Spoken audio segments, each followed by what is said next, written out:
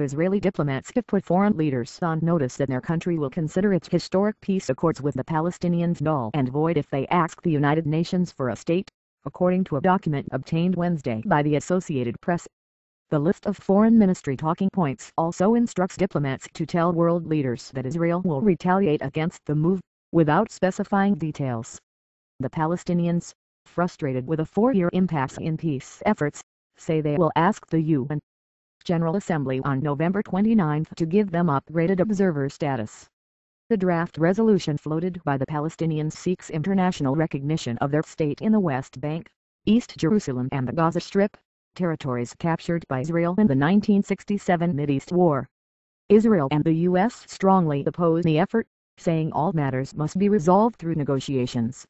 On Wednesday, the U.S. envoy was set to meet the Palestinian president in Switzerland in a last-ditch bid to halt the bid.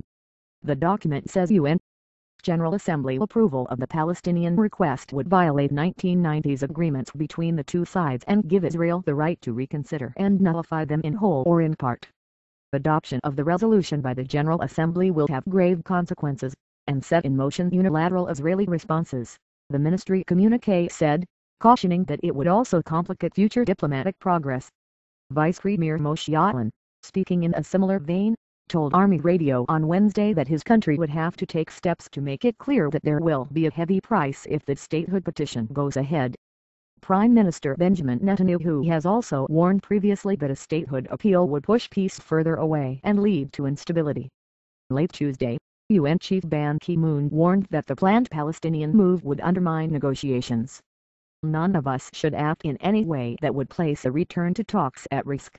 There can be no substitute for meaningful negotiations, he said in a speech at Yale University. Palestinians, exasperated after 44 years of Israeli occupation, insist they have no choice but to sidestep talks that have thundered for nearly 2 decades amid a toxic mix of intransigence, violence and failure of will. Palestinian President Mahmoud Abbas insists he hasn't closed the door on negotiations, but only on condition Israel stop building settlements on lands the Palestinians claim for a future state.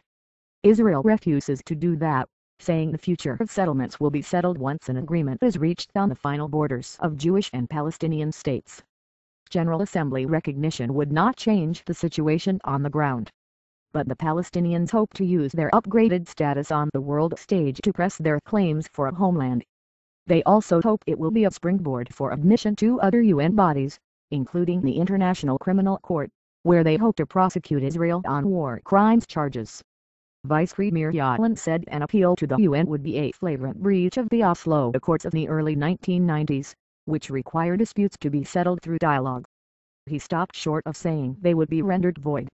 Let's wait, he said. But we can let it go by and must take steps to make it clear there will be a heavy price, he said. He didn't specify what measures Israel might take. An end to the accords could stop cooperation with the Palestinians in a wide range of areas. Among other things, it could withhold the transfer of millions of dollars in taxes and customs it collects on behalf of Palestinian President Mahmoud Abbas' West Bank government and block the import of equipment for Palestinian security forces, an Israeli official explained. No decisions on any such moves have been made, he added. Israel delivered a similar message to world leaders last year when the Palestinians, unsuccessfully, sought UN Security Council recognition of an independent state with full membership in the world body. The General Assembly, dominated by developing nations sympathetic to the Palestinian cause, is expected to approve their request for a lesser status, non-member observer state. Senior Palestinian official Saad Barakat accused Israel of turning its back on the peace accords long ago, in part with continued settlement construction. He denied the statehood bid was a violation of the agreements. The accords spoke about negotiations on all core issues, and that is what the resolution at the UN is all about. 2 states based on the pre-war 67 border and negotiations to solve all core issues, he said. The United States has been lobbying the Palestinians to abandon the bid. President Barack Obama phoned Abbas on Sunday, but the following day,